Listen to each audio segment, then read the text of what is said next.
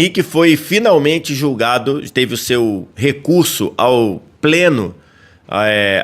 plenário do STJD julgado na tarde de quinta-feira, e como resultado desse julgamento, Bruno Henrique teve sua pena anterior de 12 jogos anulada, já que ele foi desconfigurado, foi desqualificado como podendo ser julgado no artigo 243 e no artigo 243A, foi considerado punido, foi considerado culpado pelo artigo 191 do Código Brasileiro de Justiça Desportiva, e como esse artigo 191 prevê apenas multa de 100 a 100 mil reais como punição, o Bruno Henrique vai estar liberado para jogar normalmente. Bruno Henrique foi punido, foi considerado culpado e como pena terá que pagar 100 mil reais de multa, né? 100 mil reais, isso é o que está no código, no artigo 191. Tem muita coisa para a gente falar nesse vídeo e eu queria começar falando de um ponto que é preciso esclarecer definitivamente. Você, quando for falar desse caso com seus amigos, no seu grupo de WhatsApp e tudo, você tem o compromisso de ser correto e falar as coisas corretas. E não é correto, aliás, é bem errado você, quando falar desse caso, lembrar ou questionar o fato de que os jogadores punidos pela Operação Penalidade Máxima, e dentre eles vários jogadores conhecidos, Nino Paraíba, o Bauerman, Aleph Manga, todos esses jogadores que foram punidos pela Operação Penalidade Máxima, não dá para você comparar com o que fez o Bruno Henrique com o que fizeram os jogadores punidos pela Operação Penalidade Máxima. Os casos não têm correlação, os casos não têm paralelo, eles são muito diferentes. Os jogadores que foram punidos pela Operação Penalidade Máxima, eles foram aliciados por organizações criminosas, eles receberam dinheiro de organizações criminosas para forçarem cartões, para tomarem decisões no campo que eles não tomariam. Por isso eles foram punidos com um rigor absurdo. Alguns foram banidos, outros foram punidos com 2 anos de suspensão, outros foram punidos com um ano de suspensão, outros com 270, 540 dias e por aí vai. Então, assim, não foi isso que o Bruno Henrique fez. Então, os casos, eles são bem diferentes e eles não podem ser colocados todos na mesma cesta. Então isso é importante começar dizendo, e eu já tinha falado sobre isso nos programas da TNT Esporte que eu comentei sobre, os casos são diferentes. Não dá para você perguntar por que o Aleph Manga recebeu 1 ano de suspensão e o Bruno Henrique não recebeu nenhum jogo de suspensão. Por que o Bauerman... São casos completamente diferentes. Esses jogadores foram aliciados por uma organização criminosa e receberam dinheiro, receberam recursos para fazer o que fizeram dentro do campo. Ponto. O Bruno Henrique não fez isso. O Bruno Henrique, diante de uma situação em que ele sabia que forçaria o cartão amarelo para evitar, para jogar com a suspensão, ele deu uma informação privilegiada para alguém de sua família, e alguém de sua família, junto com amigos, tentaram e buscaram influenciar e participar do mercado de apostas a partir dessa informação privilegiada. Isso é diferente do que fizeram os outros. Então, feito esse ponto, que eu acho muito importante para você não colocar na mesma cesta coisas bem diferentes, o que o Bruno Henrique fez é proibido, é grave e, diante do resultado do julgamento, de que ele não poderia ser enquadrado nos artigos 243 e 243A, a decisão final do julgamento deixa a sensação de que ele não foi punido. A sensação que hoje você tem ao analisar o caso, dito algo próximo disso por vários auditores que votaram a favor do Bruno Henrique, é que a sensação de que ele não foi punido. Primeiro, ele não ficará suspenso nenhuma partida. A partida que o Bruno Henrique poderia ter ficado suspenso depois do julgamento na primeira instância do STJD, que ele foi punido com 12 jogos de suspensão, ele poderia ficar suspenso naquele primeiro jogo que ele estava machucado, que ele já não jogaria. Então, antes do efeito suspensivo. Então, fica a sensação de que ele não foi punido. Qual foi a punição? A punição, no final, R$100 mil de multa. R$100 mil é 1/15 do salário do Bruno Henrique, né? Ou algo próximo disso. Então, fica a sensação de que ele não foi punido. Ah, mas R$100 mil é o que está escrito no código. Eu concordo, né? Não dá para você pegar o código e falar, pô, tá aqui escrito R$100 mil, mas como o Bruno Henrique ganha muito, vamos jogar isso aqui para 500 mil ou para 1 milhão. Não pode ser feito isso.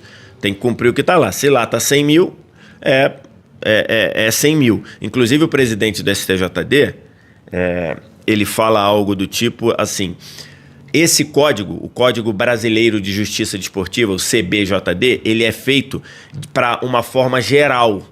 Ou seja, esse mesmo artigo 191, que foi o artigo em que o Bruno Henrique foi condenado, ele serve para condenar um atleta do atletismo, um atleta do futsal, um atleta, sei lá, do handball. E para atletas de outros esportes, 100 mil é muito dinheiro, né? Para um jogador como o Bruno Henrique, que tem salário mais do que na casa do milhão, R$100 mil é um valor realmente que não impacta no orçamento, que não tem a sensação de punitiva. Mas se fosse para um atleta de outro esporte, sei lá, um atleta da canoagem que fizesse algo parecido, 100 mil para um atleta da canoagem, para a maioria deles, ou para, sei lá, 90% deles, é muito dinheiro. Como também para a maioria do futebol brasileiro, né? Lembrando que a maioria dos jogadores no Brasil, a imensa maioria, ganha 1 ou 2 salários mínimos. Então, 100 mil seria muito. Para o Bruno Henrique específico, não é. Então, no geral, isso deixa uma sensação de que ele não foi punido. E por que ele fica a sensação de que ele não foi punido? Porque o Código Brasileiro de Justiça Desportiva, o CBJD atual, no que se refere ao que o Bruno Henrique fez, que é dar informação privilegiada para pessoas próximas e essas informações serem usadas para influenciar, para participar, para ter ganho no mercado de apostas. Isso, hoje, no que está escrito na redação, ela deixa de forma muito complicada ou de forma muito reduzida a possibilidade de punir. O código, ele é incompetente em punir o que o Bruno Henrique fez. E por que isso? Porque o código, os artigos que a Procuradoria-Geral do STJD achou para indiciar ou acusar o Bruno Henrique, esses códigos, eles têm expressões que deram argumento, deram elementos para a defesa do Flamengo descaracterizar. Por exemplo, no artigo 243, tem lá que influenciar no resultado do jogo. E aí, abre-se um debate, abre-se uma análise se um cartão amarelo influencia no resultado do jogo. A defesa do Flamengo e a defesa do Bruno Henrique foi muito hábil em dizer que um cartão amarelo não influencia o resultado do jogo. Por quê? Porque a palavra resultado do jogo diz respeito ao placar. Então, a defesa do Flamengo e a defesa do Bruno Henrique construíram essa estratégia de defesa de dizer: quando o que está escrito no código é resultado do jogo. Resultado do jogo é placar. O Bruno Henrique tomou o cartão nos acréscimos, o placar do jogo estava 2-1 para o Santos e continuou 2-1 para o Santos. Logo, não influenciou no resultado da partida. Se lá tivesse influenciar no jogo, tira a palavra resultado. Se lá tivesse influenciar no jogo, você teria elementos para punir o Bruno Henrique. Por quê? Influenciar no jogo, um cartão amarelo influencia no jogo. Ele vai para a súmula. Agora, um cartão amarelo recebido aos 49, sei lá, 50 do segundo tempo, ele, no resultado do jogo, se você considerar, e a tese foi considerada válida por 6 dos 9 auditores, e aí é um colegiado, e aí o que o colegiado entende é a decisão final, por isso que é um colegiado. a decisão final do colegiado, 6 auditores entenderam que essa estratégia de que a palavra resultado do jogo quer dizer o placar e votaram a favor do Bruno Henrique. Outra expressão que está no artigo 243A, que é prejudicar o próprio time. Prejudicar intencionalmente o próprio time. E aí abriu-se outro debate. Um debate se um cartão amarelo prejudica ou não o próprio time. E aí, de novo, a defesa do Flamengo e a defesa do jogador foram muito hábeis de dizer que o cartão amarelo não prejudica em nada o time. E olha que você tem uma grande possibilidade de rebater esse argumento dizendo que o cartão amarelo é critério de desempate no campeonato, né? Ah, mas é muito difícil chegar no cartão amarelo no critério de desempate. É difícil.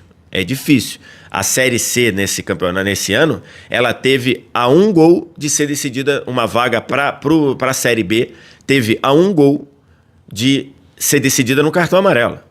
Então, assim, é difícil acontecer? Mas ela pode ser decidida no cartão amarelo. Até a reta final do jogo Náutico e Brusque, pela última rodada do quadrangular da Série C, o jogo estava 1-1 e estava sendo decidido no cartão. Estava sendo decidido no número de cartões. Depois o Náutico fez 2-1, acabou se subindo. Então, esse argumento de que um cartão não prejudica o time acabou prevalecendo. E estava lá no texto do código essa redação de que só seria motivo de condenação se o cartão prejudicasse o time.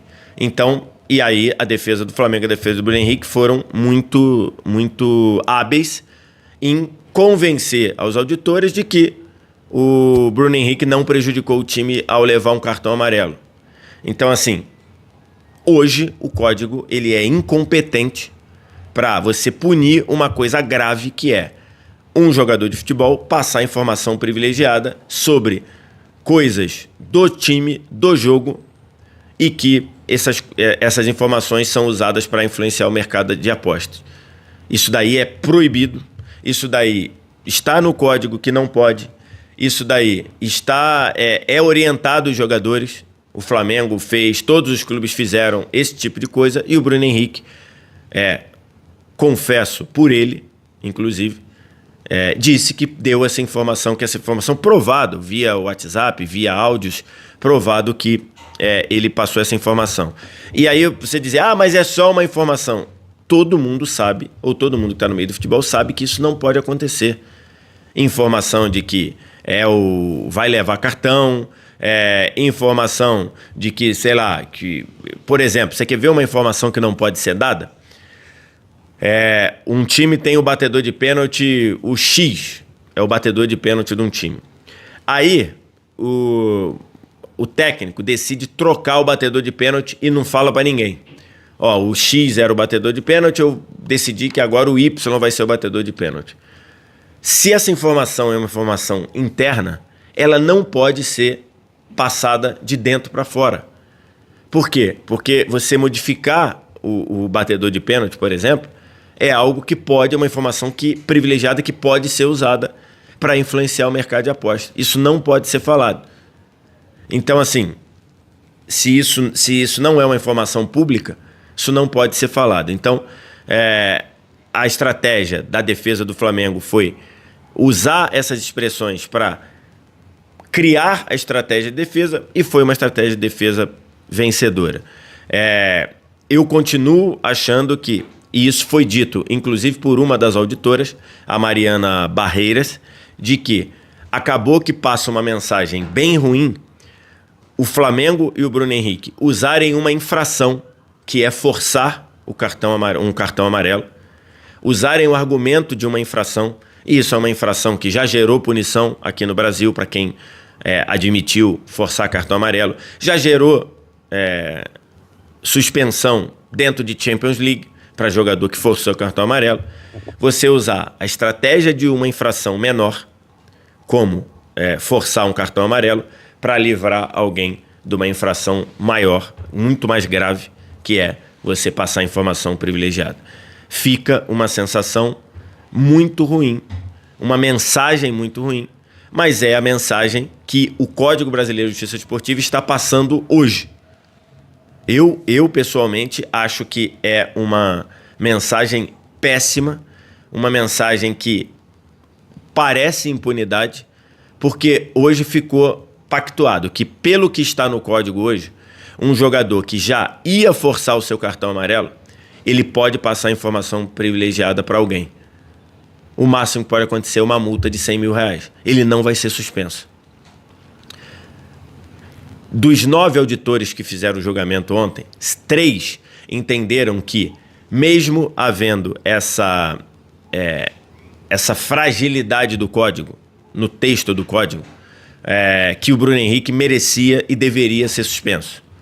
2 pediram 270 dias, mais até do que os 12 jogos, e um outro pediu que a manutenção dos 12 jogos de suspensão, que foi o resultado da primeira instância. 3 de 9, ou seja, 6 entenderam que o Bruno Henrique não poderia ser suspenso porque nenhum artigo englobava o que ele fez. 3 entenderam que sim. Então tem ali, não é algo 100% definido. É algo que está numa zona cinzenta ali. 6-3, né? Venceu o colegiado, então não tem questionamento. O colegiado venceu, o Bruno Henrique está liberado para atuar, não cabe mais questionamento sobre isso, não tem mais recurso dentro da Justiça Desportiva Brasileira. A única coisa que poderia ter recurso era ao CAS, ao Tribunal, à Corte Arbitral do Esporte, que nesse caso não faz sentido, porque não dá para alguém do STJD, depois de uma decisão final do próprio STJD, recorrer ao CAS. Se o Bruno Henrique tivesse sido suspenso por 12 jogos ou por 270 dias, o Flamengo ou a defesa do Bruno Henrique poderiam ir ao CAS pedindo que o CAS, a Corte Arbitral do Esporte na Suíça, analisasse o caso. Como ele foi absolvido, o caso morre, acabou. O Bruno Henrique está liberado para jogar, tem só que pagar esses R$100 mil. Fica muito claro que é urgente que o Código Brasileiro de Justiça Desportiva, o CBJD, sofra uma atualização justamente para passar a contemplar que qualquer jogador que dê informações privilegiadas para alguém, que gerem influência, que gerem alteração, que gerem participação no mercado de apostas, ele tem que ser punido gravemente. Ele tem que ser punido severamente. Porque a punição também é educativa. E nesse momento, eu acho que é pouquíssimo educativo a gente ver um jogador que comprovadamente passou uma informação privilegiada de que receberia um cartão amarelo para um parente, e esse parente, junto com outras pessoas, jogaram no mercado de apostas. Isso vai passar como uma punição branda, leve, como praticamente a sensação dele não ser punido. Isso é muito ruim. Essa mensagem é uma mensagem muito ruim e que o Código Brasileiro de Justiça Desportiva precisa resolver urgentemente. Ele precisa ser atualizado urgentemente, inclusive adequando o texto para tirar do texto expressões que possam deixar meio nublada a questão. Porque essa daqui, se você tira a palavra influenciar no resultado do jogo, se você tira a palavra resultado, influenciar no jogo, o Bruno Henrique já poderia ser suspenso por vários jogos por conta do que ele fez. E aí, nessa palavra resultado do jogo, a defesa, e aí advogado está lá para isso mesmo, né? Tem que aplaudir os advogados, tanto do Flamengo quanto o advogado do Bruno Henrique, porque eles foram muito hábeis em convencer 6 dos 9 auditores de que tomar um cartão amarelo não influencia no resultado, entendendo-se no placar do jogo. E o resultado é esse. Quero te ouvir. O que você acha? O que você pensa? O comentário está aqui embaixo. E aí o resto são todos os engajamentos, as interatividades que você faz aqui nas mídias sociais da TNT. Curtir, compartilhar, se inscrever, deixar like, deixar o gostei. Tudo isso é importante demais. A qualquer momento a gente volta com mais um vídeo aqui sobre algo importante do mundo do esporte. Obrigado demais pela audiência. Tchau.